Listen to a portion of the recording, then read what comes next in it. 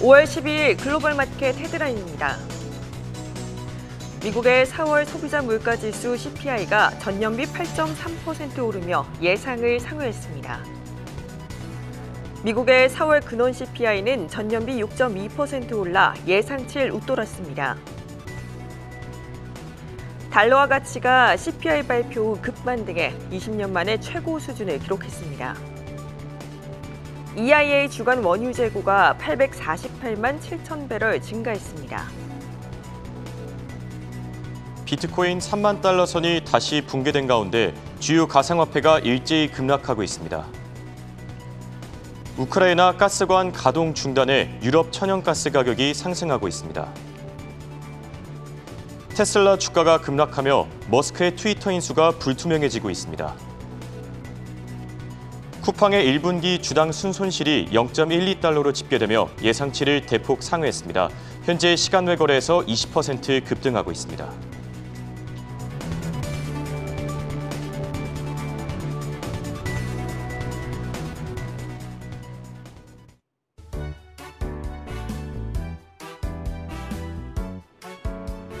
여러분 안녕하십니까? 굿모닝 한경글로벌 마켓의 이가은입니다. 안녕하십니까? 홍성진입니다. 네, 오늘 뉴욕 증시 미국의 4월 소비자 물가지수 CPI가 예상치를 벗어나면서 3대 지수 모두 일제히 하락을 했습니다. 지난달 발표된 수치보다는 낮았지만 시장의 예상치로는 8.3%로 발표된 점이 시장에 다소 압박으로 작용을 했는데요. 여기에 미국의 10년물 국채금리가 장중 3%를 돌파하면서 애플과 메타, 심지어 테슬라까지 일제히 급락하고 있습니다. 인플레이션 과연 꺾인 게 맞을까요? 오늘은 CPI에 대한 자세한 시장 분석부터 또 자세한 투자 전략까지 모두 준비했습니다. 그럼 굿모닝 한경 글로벌 마켓 지금 시작합니다.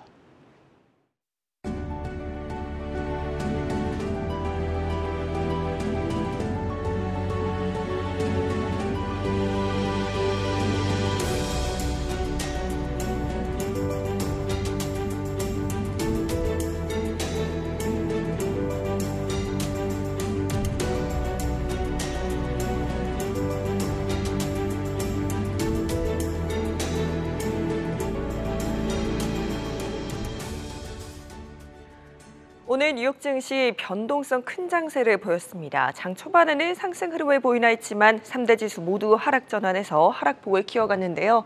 다우지수 1% 넘게 빠지면서 31,834선에서 S&P 500 지수 역시 1.65% 빠졌고요. 나스닥 지수 무려 3% 넘게 낙폭을 보이면서 11,364선에서 오늘 장을 마쳤습니다. 유럽 주요 증시는 강한 상승세를 나타냈습니다. 최근 중국의 코로나19 봉쇄 정책에 대한 우려가 시장을 압박했었는데 상하이와 베이징에서 감염 확산세가 줄었다는 소식이 전해졌기 때문입니다. 이 소식이 오늘 긍정적으로 작용하면서 프랑스 깍그 지수가 2.5% 상승하며 6,269선에서 독일 닥스 지수도 2% 넘는 강세 보이면서 13,828선을 기록했습니다. 전일 마감한 아시아 증시 어땠을까요? 우리 시장 혼조세였습니다. 미국의 4월 CPI 결과를 앞둔 경계감 속에 보합권 등락을 보이던 코스피 지수가 0.17% 소폭 하락세를 보이면서 2,592선에서 마감을 했고요. 다만 코스닥 지수, 전거래의 나스닥 지수의 상승에 힘입어서 1%대 강세를 나타냈습니다. 중국 주식시장은 당국의 목표치를 하회하는 수준의 인플레이션 지표가 발표된 영향으로 상승을 했습니다. 코로나19 감염 확산세가 둔화한 점도 영향을 미쳤는데요. 상해 종합지수 0.75% 상승을 했고요. 홍콩 항생지수 역시 0.97% 상승을 했습니다. 마지막으로 일본 증시, 미 금융당국의 긴축 행보와 중국의 코로나19 봉쇄령 장기화에 따른 충격 등이 여전한 상황에서 저가 매수세도 발생하면서 방향성을 찾지 못했습니다. 다만 니케이 지수 상승 전환에 성공하며 0.18% 오른 26,213선에서 장을 마쳤습니다. 시장에 큰 영향을 미치고 있는 국채 금리도 함께 살펴보시죠.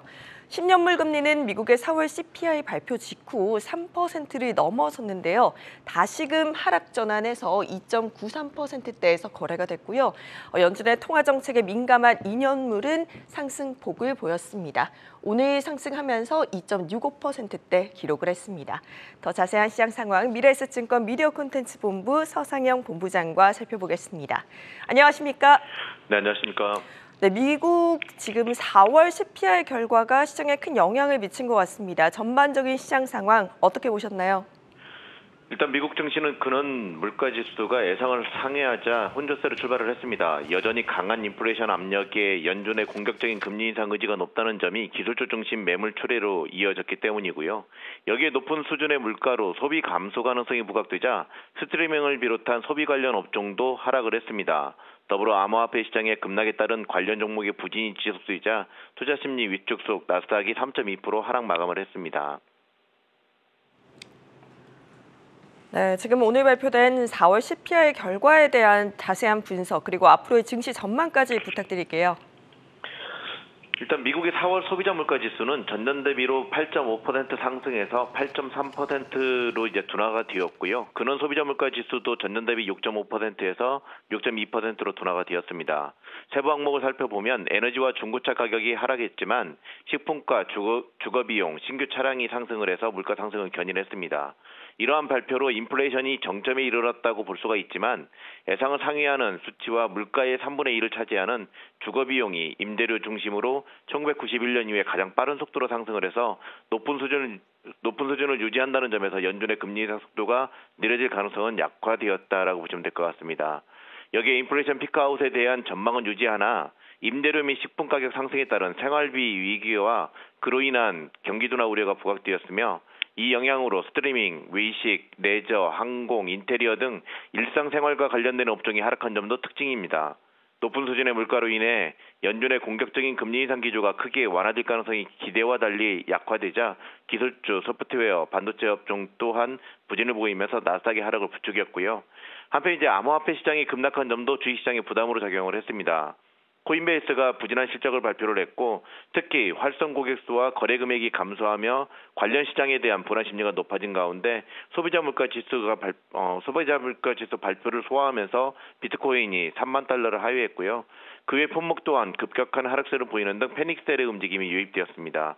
이 여파로 테슬라는 물론 마이크로스트래티지라든지 블록, 엔비디아 같은 관련 종목군의 급락이 이어진 점도 전반적인 나스닥의 하락 요인이었다라고 보시면 될 것 같습니다. 네, 지금까지 미래에셋증권 미디어 콘텐츠 본부 서상영 본부장이었습니다. 고맙습니다. 네, 감사합니다. 확인해 보시죠.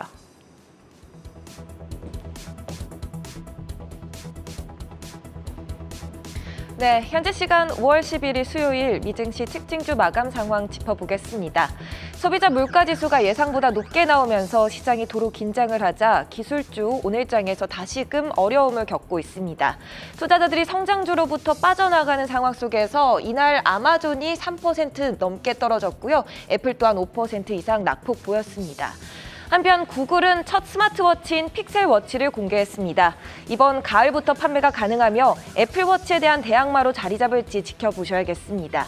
기존의 하드웨어 부문은 구글의 주 사업 부문이 아니었지만 계속해서 구글이 새 제품들을 런칭하면서 중요 매출 부문으로 자리 잡아가는 모습을 보여주고 있습니다. 구글만 이날장에서 낙폭이 조금 더는데요. 0.69% 떨어져서 2,272달러 선에 마감했습니다. 또한 마이크로소프트가 3%, 메타가 4% 이상의 낙폭 보여주며 마감했습니다. 테슬라는 이날 또다시 8% 넘게 크게 하락하면서 734달러 선까지 내려왔습니다. 일론 머스크는 테슬라가 광산업체를 인수하는 것에 생각하고 있다고 밝힌 바 있습니다. 이날장에서 넷플릭스도 주가 흐름 좋지 않았습니다. 6% 넘게 빠져서 166달러 선까지 내려왔는데요. 빵주 가운데 가장 낙폭이 컸습니다. 또한 오늘 장중에 52주 신저가를 기록하기도 했고요. 장 마감 이후 같은 스트리밍 업계 디즈니가 실적을 발표하면서 넷플릭스 주가 추이 계속해서 확인해 보시면 좋겠습니다. 오늘 장에서 반도체주 전반의 흐름이 좋지 않았습니다. 이날 장에서 엔비디아가 5% 넘게 하락했으며 관련하여 속스 ETF가 3% 가까운 낙폭 보여주면서 마감했습니다. 그렇다면 개별 종목의 마감 상황도 살펴보시죠. 어제장 마감 이후 코인베이스가 실적을 발표했습니다. 실적이 예상보다 나오지 못하자 시간외에서 주가가 하락했는데 그 여파가 오늘도 이어졌습니다. 회사는 가상화폐 가격이 낮아져 있는 점과 시장 변동성 등이 1분기 실적에 타격을 준 것으로 분석했습니다. 이날장에서 코인베이스가 26% 굉장히 큰 낙폭 보여주면서 53달러 선에 마감했습니다. 반면 비디오 게임 업체 일렉트로닉 아츠는 오늘장 주가가 올랐습니다. 모펜네이신의 전문가는 일렉트로닉 아츠에 안정적인 기반이 있다면서 칭찬을 했습니다. 한편 전 세계 1억 5천만 명이 즐기는 축구 컴퓨터 게임 피파 시리즈가 30년 만에 역사 속으로 사라지게 되는데요. 국제축구연맹 피파와 이 일렉트로닉 아츠가 협력을 맺기로 한 라이선스 연장 계약이 불발이 되면서 내년 8월 달에 피파 시리즈가 서비스가 중단이 되겠습니다. 온라인 게임 플랫폼 로블록스도 살펴보겠습니다. 어제장 이후 발표한 실적이 예상보다 하회했습니다. 다만 그와 관계없이 오늘장에서는 3% 올라주면서 23.97달러 선에 마감했습니다. 옥시덴탈 페트롤리움은 주가가 오늘장에서 1% 이상 상승 마감했습니다. 마감가 60달러 선인데요. 1분기 실적은 예상보다 잘 나와줬습니다. 예상 EPS가 2.03달러였던 데 반해 주당 순이익이 2.12달러로 집계되었고 매출은 95억 3천만 달러로 집계됐습니다.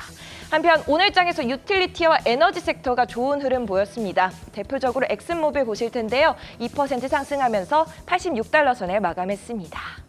JP모건은 펠레톤의 목표가를 28달러를 제시했습니다. 투자 의견의 시장 수익률 상회로 상향 조정한 바 있는데요. 이날장에서는 아쉽지만 4% 떨어지면서 12달러 선에 마감하는 모습입니다. 다음으로 사우스웨스트 항공사 보겠습니다. 사우스웨스트 항공사가 승객 편의시설에 20억 달러 규모의 돈을 더 투자하겠다고 밝혔습니다. 머리 위 선반을 더 크게 하거나 더욱 빠른 무선 인터넷, 그리고 좌석 내 충전시설 비치 등의 변화를 주겠습니다. 사우스웨스트, 하지만 오늘장에선 3% 낙폭 보이면서 마감했습니다. 필립 모리스는 스웨덴의 담배 회사 매치를 160억 달러로 인수할 계획이라고 11일 마켓워치가 보도했습니다. 스웨디시 매치는 무연 담배인 스누스 시장의 강자로 꼽히는 회사인데요. 번스타인은 필립 모리스의 경쟁사 알트리아대에서 투자 의견을 하향 조정하면서 필립 모리스의 스웨디시 매치 인수가 미국의 차세대 담배 시장에 대한 알트리아의 점유 가능성을 감소시킬 것이라고 밝혔습니다. 두 회사 주가 살펴보실 텐데요. 오늘장 두 회사 모두 상승 마감했습니다. 필립 모리스가 4.79달러 올라서 103달러 선에 마감, 또한 알트리아는 0.23% 상승하여 51달러 선에 마감했습니다. 마지막 종목 IBM입니다. 아마존과의 전략적 협력에 동의했습니다. 아마존 웹서비스의 서비스형 소프트웨어, 사스로 불리는 서비스형 소프트웨어를 제공하는 방식인데요. 이날장에서 IBM은 1.25% 상승하면서 130달러 선에 마감하는 모습 보여줬습니다. 지금까지 미증시 특징주 마감 시황 살펴보셨고요. 다음으로 강수민 캐스터의 원자재 시황 이어지겠습니다. 국제유가 상승과 함께 내일 미국의 농무부가 발표하는 월간 글로벌 곡물 보고서를 주시한 가운데 오늘장 곡물 시장이 상승 탄력을 받고 있습니다. 로이터 통신에 따르면 내일 발표되는 보고서에서는 전쟁 이후 우크라이나의 곡물 수출 전망치가 업데이트되고요. 또 브라질과 유럽연합처럼 가뭄에 영향을 받는 지역들의 수출 현황이 나옵니다. 대두와 옥수수 선물은 파종 속도가 느리다는 점을 주시한 가운데 대두가 0.8%, 그리고 옥수수의 가격은 1.7% 상승으로 마감했습니다. 말레이시아의 파묘 수출 전망이 개선되면서 파묘 가격이 오른 것이 대두유 상승을 견인했습니다. 대두유 오늘장 3% 상승으로 마감했고요. 미국 남부 평야지대의 건조한 날씨가 지속되는 가운데 밀 가격은 밤 사이에 2% 가까이 상승하며 마감했습니다. 오늘과 내일 남부 평야에서는 높은 기온과 강한 바람, 그리고 상대적으로 낮은 습도가 이어질 것으로 경고되었습니다. 코코아는 강력한 글로벌 코코아 수요를 주시한 가운데 0.9%의 상승 흐름을 보였고요. 코코아 수출협회에 따르면 4월 들어 코코아 가공이 전년 동기 대비 16% 증가했습니다. IC 상품거래소의 아라비카 커피는 무려 7.6%나 큰 폭으로 상승하고 있습니다. 아라비카 커피 최대 생산국인 콜롬비아에서 올해 비가 많이 내리면서 커피 생산이 감소할 것이라는 전망이 가격 상승으로 이어졌습니다. 또 오늘장 귀리 가격은 1% 오르면서 마감했고요. 원목과 돈육은 각각 0.6%와 또 1% 내림세를 나타내며 마감했습니다. 이어서 금속 원자재도 살펴보겠습니다. 미국의 4월 소비자 물가지수를 주시한 가운데 장 초반에 강세를 보이던 달러화가 좀 내려오면서 이 금 가격은 현재 0.7% 상승 흐름을 보이고 있습니다. 1,854달러 선 나타내고 있고요. 은 가격의 경우는 21달러 선 계속해서 나타내고 있습니다. 또 팔라듐은 1.6%가 하락한 반면에 백금은 4%로 오늘 좀 크게 오른 모습이고요. 니켈 가격은 2% 가까이 떨어지면서 톤당 27,899달러 선 나타내고 있습니다. 런던 금속거래소의 아연과 주석 가격은 이번 주 초에 매도세 이후로 오늘장 각각 1%대 오름세를 나타내고 있고요. 또 달러화가 주춤하는 모습을 보이자 오늘장 구리 가격 1%대 상승하고 있습니다. 공급 측면에서 살펴볼 소식으로는 화요일에 페루 정부가 시위로 인해 라스밤바스 구리 광산의 운영을 중단시킨 원주민 집단과의 합의에 실패했다는 소식이 전해졌습니다. 끝으로 알루미늄은 1% 가까이 오르고 있는 모습입니다. 지금까지 원자재 시황 살펴봤고요. ETF 시황은 이엔 캐스터가 전해드립니다. 간밤 ETF 흐름을 한눈에 짚어드리는 ETF 시황 시간입니다.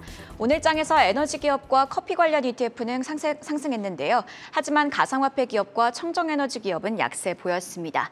가장 먼저 에너지 기업 ETF 확인해 보겠습니다. 오늘 장 11개 섹터 중 에너지 섹터가 가장 큰 폭으로 올랐는데요. 장중에는 4% 넘게 올랐지만 상승폭을 좀 줄이고 1.37% 상승 마감했습니다. 국제유가가 오른 점이 에너지 섹터 상승에 영향을 줬는데요. 국제유가는 러시아산 에너지 공급 우려에 급등했습니다. 관련 ETF로 티커명 PX인 인베스코 다이나믹 에너지 익스플로레이션 앤 프로덕션 ETF 살펴보겠습니다. 인베스코에서 운용하고 있고 미국 에너지 기업들을 추종하고 있는데요. 상위 보유 종목으로 옥시덴탈 페트롤리움, 발레로 에너지, 코노코필립스 등이 이름을 올렸습니다. PX는 오늘장 1.05% 상승 마감했습니다. 다음은 커피 ETF입니다.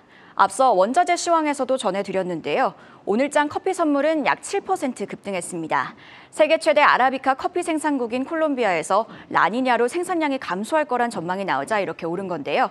관련해서 티커명 JO인 아이패스 시리즈 B, 블룸버그 커피 서브인덱스 토탈 리턴 ETN 체크해 보겠습니다.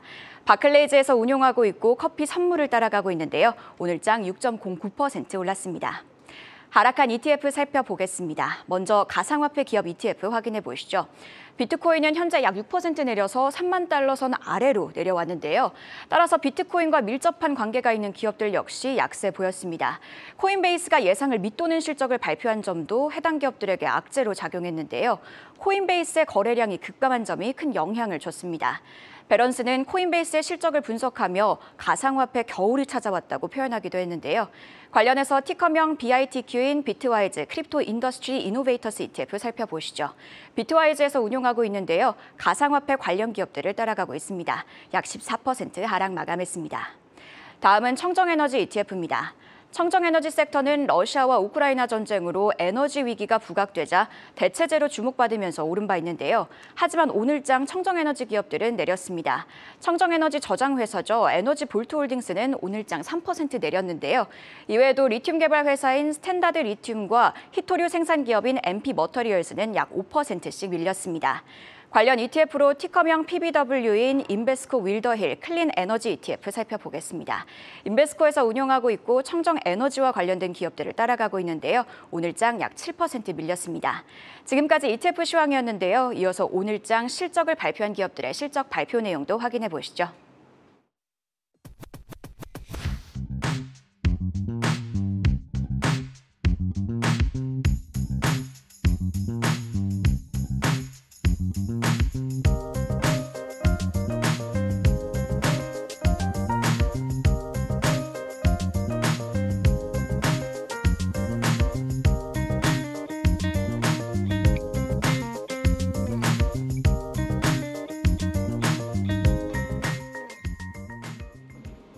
네, 세계 각국의 이슈를 한눈에 정리해드리는 글로벌 이슈 시간입니다. 오늘 미국 증시 3대 지수가 일제히 하락했습니다. 첫 번째 이슈로 바로 살펴보시죠. 네, 마켓워치 헤드라인 올라와 있습니다. 미국의 4월 소비자 물가 지수가 전년 대비 8.3% 증가하면서 예상치를 웃돌았습니다. 또 파이퍼 샌들러는 미국 증시 약세장이 내년까지 지속될 수 있을 것이라고 경고했고, 또 세계 최대 채권 운용사 핌코의 전 CEO죠. 엘 에리언은 인플레이션이 지속될 경우에 미국인들이 생활고 위기까지 직면할 수 있을 것이라고 경고했습니다. 자, 오늘의 첫 번째 아이템 CPI입니다. 오늘 발표된 이후에 미국 증시가 3대 지수 일제히 하락했는데 지금 CPI가 그래도 8개월 만에 이제 상승세가 꺾인 거면은 좀 의미가 있다. 아니다. 아직 꺾인 게 아니다. 인플레이션이 계속 지속될 것이다. 이런 식으로 의견이 극명하게 엇갈리고 있거든요. 글로벌 IB들의 평가는 어땠습니까? 네, 미국의 4월 소비자 물가지수 CPI가 공개됐습니다. 조금은 나아졌나 싶기는 하지만 여전히 물가의 벽은 높았습니다. 미국의 4월 소비자 물가지수 CPI는 전년 동기 대비 8.3% 올랐는데요. 전년 동기 대비 상승폭이 전월보다는 약간 둔화됐지만 여전히 아주 높은 수준이라고 볼 수가 있습니다. 우려하는 의견들도 많지만 인플레이션이 이제 어느 정도 정점에 달했다는 인식도 확산되고 있는 등 다양한 입장들이 나오고 있습니다. 그렇다면 전문가들은 어떻게 보고 있을까요? 한마디로 정리하자면 연준의 강도 높은 긴축 정책이 지속될 가능성에 무게를 실어줬습니다. 코메리카 뱅크는 CPI 하락은 일시적인 현상이다라고 분석했는데요. 이는 휘발유와 중고차 가격 하락에 따른 것으로 인플레이션 모멘텀은 여전히 강하다라고 걱정했습니다.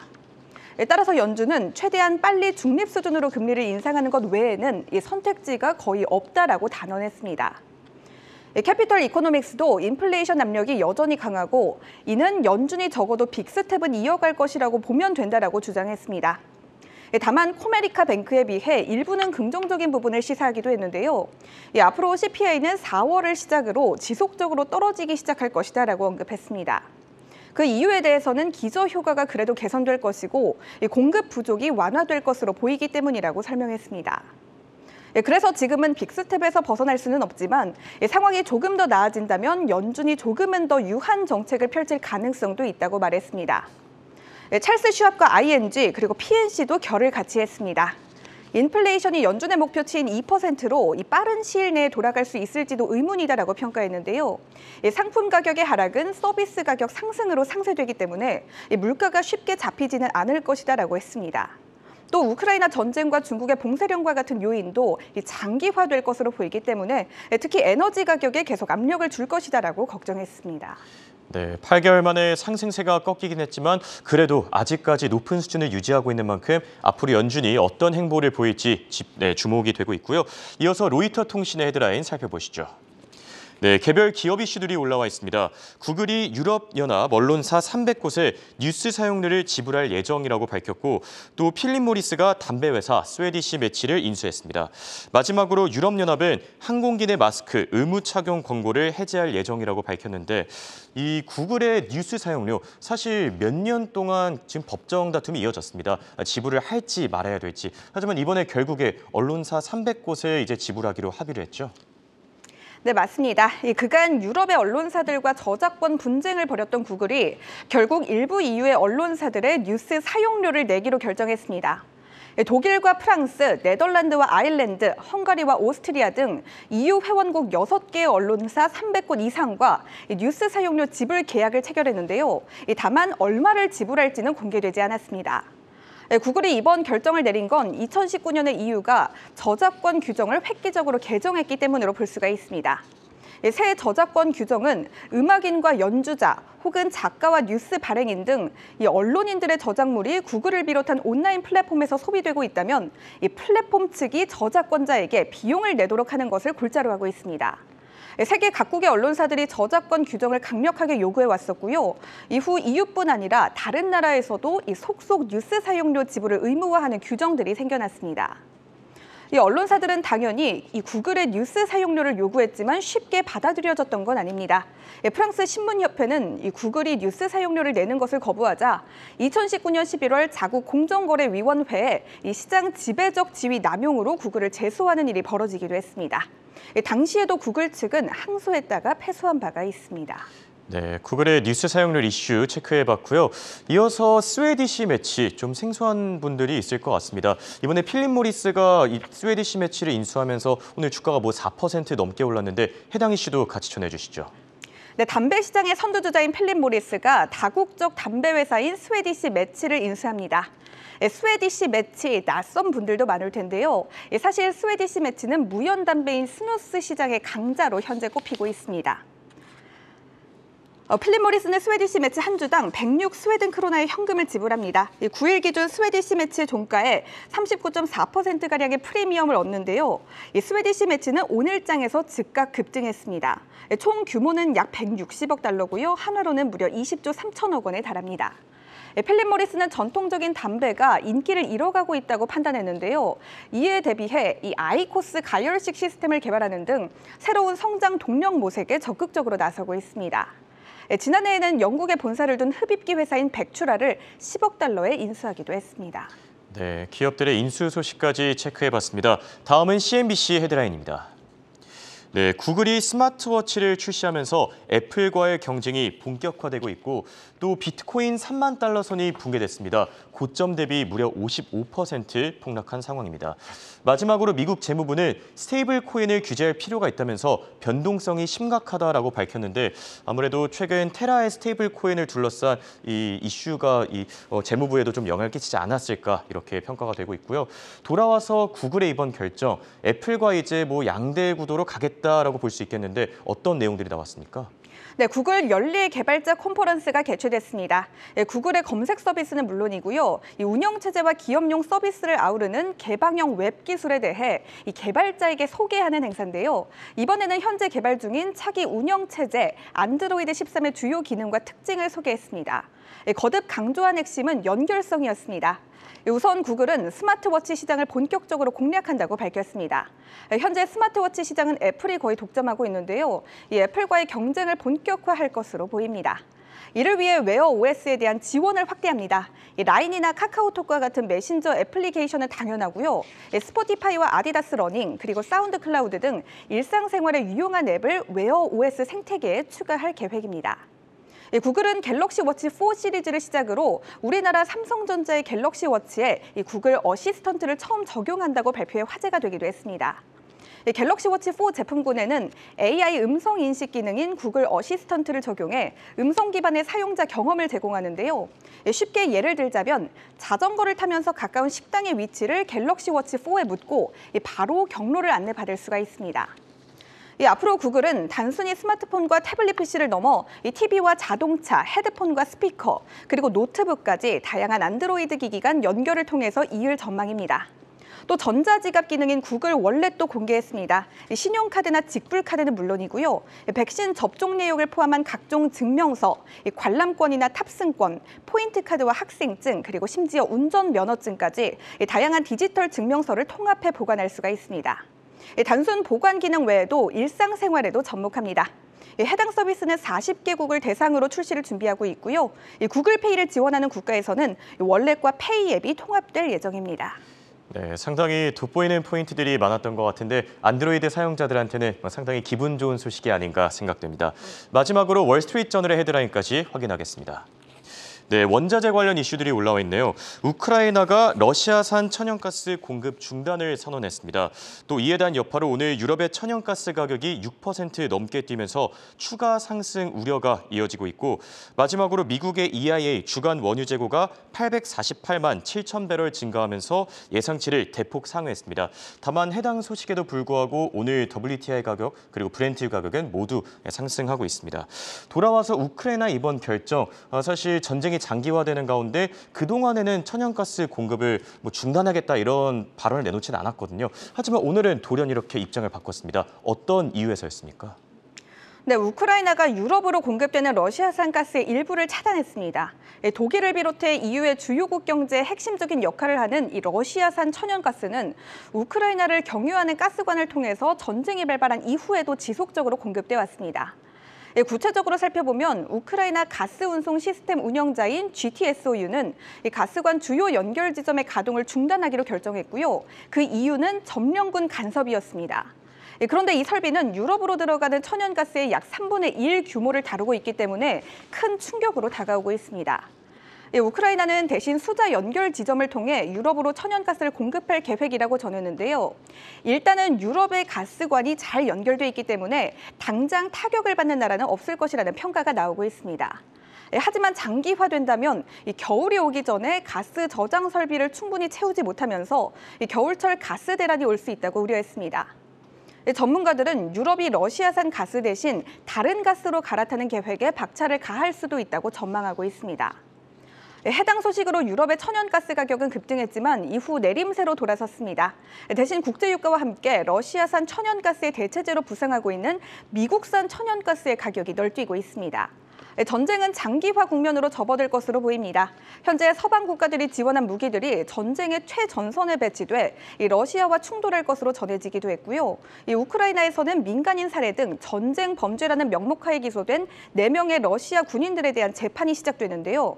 최대 종신형까지 받게 될 수 있는 등 상황은 썩 좋지 않은 것으로 드러났습니다. 네, 이렇게 오늘은 원자재 시장 상황까지 자세하게 살펴봤습니다. 지금까지 최보아 캐스터와 함께했습니다. 굿모닝 한경글로벌 마켓은 7시 30분까지 계속됩니다.